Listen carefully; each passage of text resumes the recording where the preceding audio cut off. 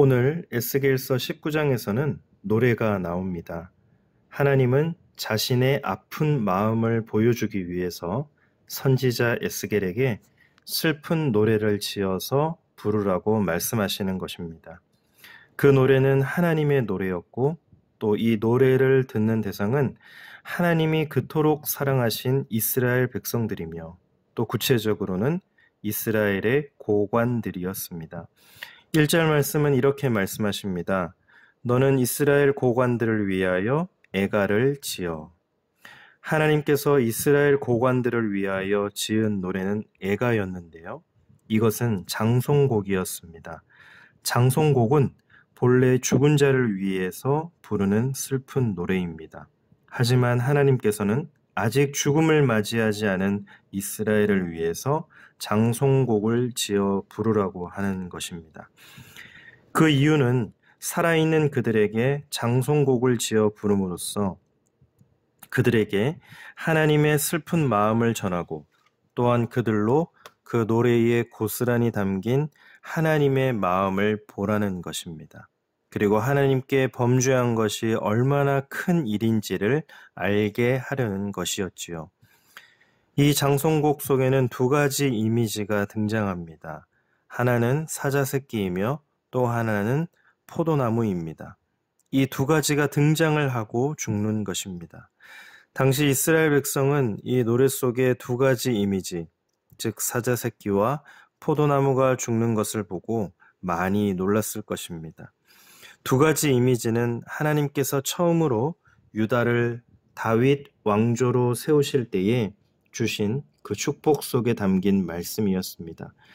창세기 49장에 야곱이 넷째 아들 유다를 축복할 때에 이 축복의 말 속에 사자새끼와 포도나무가 보여지고 있습니다. 창세기 49장 9절 말씀, 유다는 사자새끼로다 라고 말씀하고 있는데, 이와 같이 사자새끼의 축복은 하나님이 유다 지파에게 왕권을 주시겠다는 것을 의미하는 것이었습니다. 하지만 오늘 본문에서는 그 사자새끼가 이제는 왕이 될 만한 가치가 없다고 선언하는 것이죠. 2절부터 4절은 이렇게 말씀합니다. 부르라, 내 어머니는 무엇이냐? 암사자라. 그가 사자들 가운데에 엎드려 젊은 사자 중에서 그 새끼를 기르는데 그 새끼 하나를 키우매 젊은 사자가 되어 먹이 물어뜯기를 배워 사람을 삼키매 이방이 듣고 함정으로 그를 잡아 갈고리로 꿰어 끌고 애굽 땅으로 간지라. 여기서 암사자는 이스라엘 백성 전체를 말하고 있습니다. 그리고 사자는 열방의 국가들을 말합니다. 이 열방의 국가들 사이에서 이스라엘은 젊은 사자 새끼를 기른다는 것이지요. 이 첫 사자는 석 달의 짧은 기간을 통치하고 애굽으로 끌려간 여호아하스 왕을 의미합니다. 그는 폭정과 악행을 행하였는데 사람을 살리는 왕이 아니라 사람들을 삼키는 왕이 되어서 결국 애굽으로 포로가 되어 끌려간 것입니다. 5절 말씀은 이렇게 또 말합니다. 암사자가 기다리다가 소망이 끊어진 줄을 알고 그 새끼 하나를 또 골라 젊은 사자로 키웠더니.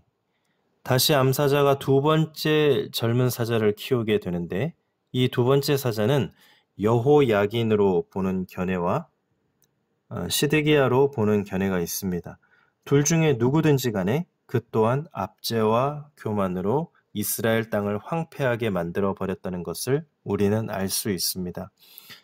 9절 말씀을 보면 우리에 넣고 갈고리를 꿰어 끌고 바벨론 왕에게 이르렀나니 그를 옥에 가두어 그 소리가 다시 이스라엘 산에 들리지 아니하게 하려 함이라. 결국 에스겔의 이 애가에서는 유다의 왕들이 축복이 아니라 비참한 결말을 맞게 된다는 것을 경고하고 있습니다. 그들은 하나님을 섬기지 않고 욕심과 탐욕으로 그 주신 축복을 다 놓쳐버리게 되었습니다. 하나님께서 다윗에게 준 영원한 보좌에 대한 약속으로 인해 궁극적으로는 이 다윗의 왕조가 유지가 되지만 오늘 에스겔 19장에서는 이제 현실은 다윗 왕조의 단절을 경험하게 된다는 것을 슬퍼하고 있는 것입니다. 두 번째 이미지인 포도나무는 그들을 향한 놀라운 풍요를 예언한 것이었습니다.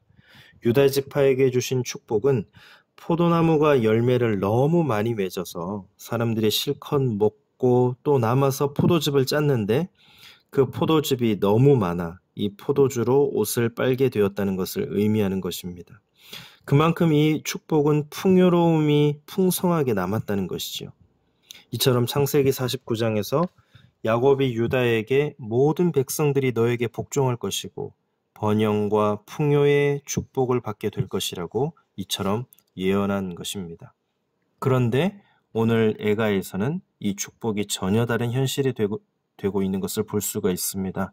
13절 말씀을 보면 이제는 광야 메마르고 가물이 든 땅에 심어진 바 되고, 이 광야 메마르고 가물이 든 땅은 바벨론을 상징합니다. 이제 그들은 풍요로움을 놓쳐버리고 바벨론으로 끌려가게 된다는 것이죠.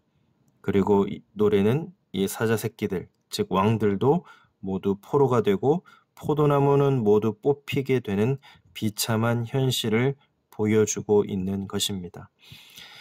이스라엘은 하나님의 큰 축복을 받았습니다. 그리고 또한 유다에게 이 왕조에게는 복을 더하셔서 다윗 왕조를 통해 이스라엘을 통치하게 하신 분이 하나님이십니다. 하지만 그들은 하나님께서 주신 기회와 축복을 놓쳐버리고 악을 행하고 말았습니다.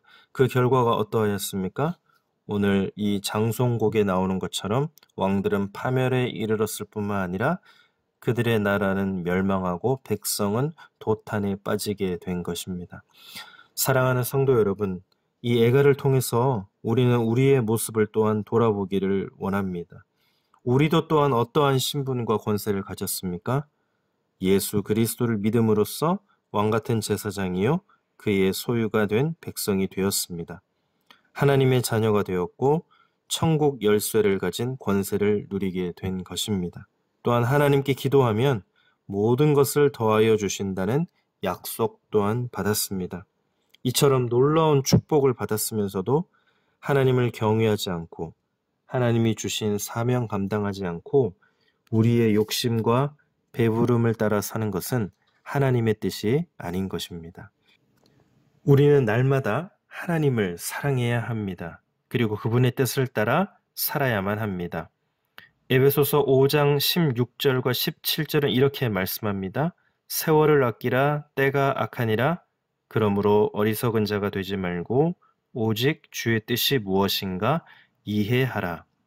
세월을 아끼고 주님의 뜻을 알며 살아야만 합니다.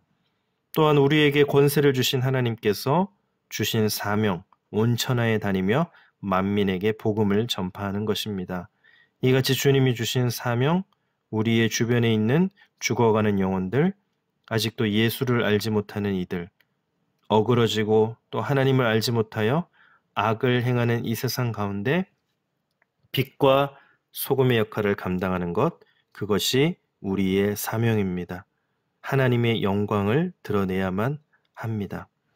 오늘 이 에스겔 19장을 통해 하나님의 그 슬픈 애가를 살펴보았습니다. 하나님의 애가가 아니라 사실은 우리의 애가입니다.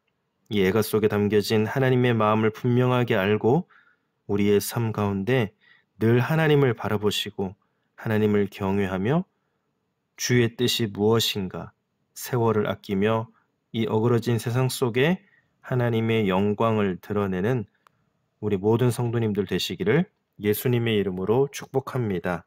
기도하겠습니다. 하나님, 에스겔 19장 말씀을 통해서 하나님의 마음을 알게 하시고 그 가운데 하나님의 뜻이 무엇인가 주신 말씀 가운데 깨닫게 하시니 감사합니다. 세월을 아끼며 어리석은 자가 되지 말고 오직 주의 뜻이 무엇인가 우리에게 짊어주신 기도의 제목 가운데 하나님 그것이 무엇인지 잘 분별할 수 있도록 항상 깨어있게 하시고 또 이 어그러지고 죄악된 세상 가운데 주의 사명, 빛과 소금의 역할을 감당하며 죽어가는 한 영혼에게라도 하나님의 복음의 사랑의 그 말씀을 은혜를 전할 수 있는 오늘 하루의 삶이 되게 하여 주옵소서. 이 모든 말씀 예수님의 이름으로 기도드립니다. 아멘.